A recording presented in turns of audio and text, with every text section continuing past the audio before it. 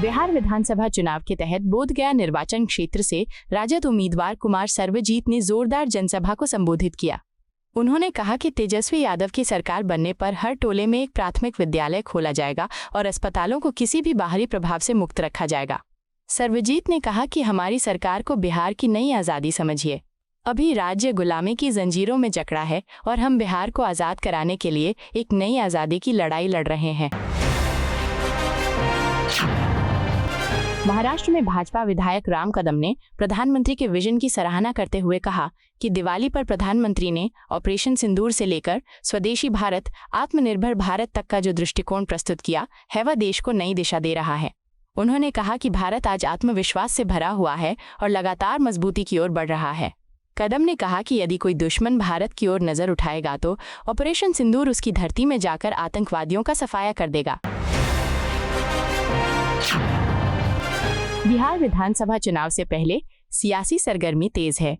इसी बीच मंत्री अशोक चौधरी ने महागठबंधन पर बड़ा हमला बोला। उन्होंने कहा कि महागठबंधन पूरी तरह से विफल साबित हुआ है और अब ये पूरी तरह बिखर चुका है।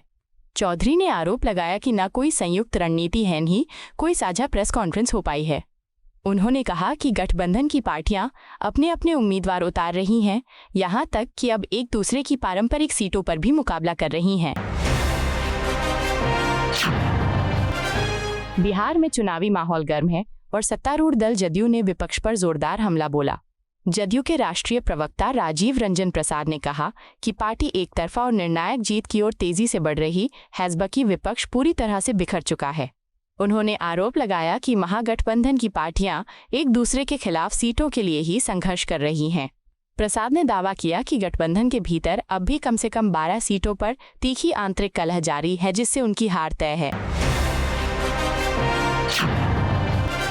बिहार विधानसभा चुनाव के मद्देनजर भारतीय जनता पार्टी ने अपने प्रचार अभियान की तैयारियां तेज कर दी।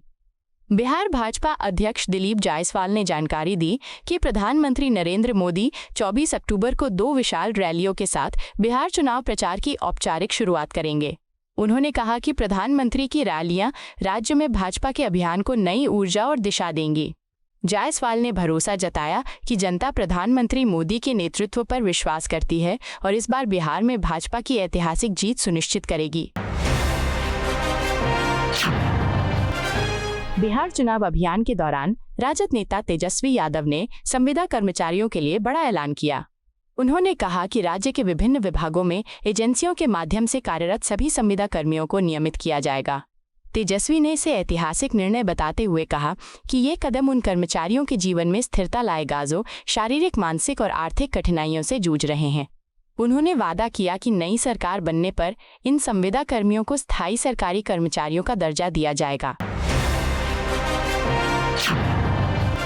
दिल्ली एनसीआर में बढ़ते प्रदूषण को लेकर सियासत तेज हो गई है। कांग्रेस नेता उदित राज ने भाजपा पर तीखा हमला बोला।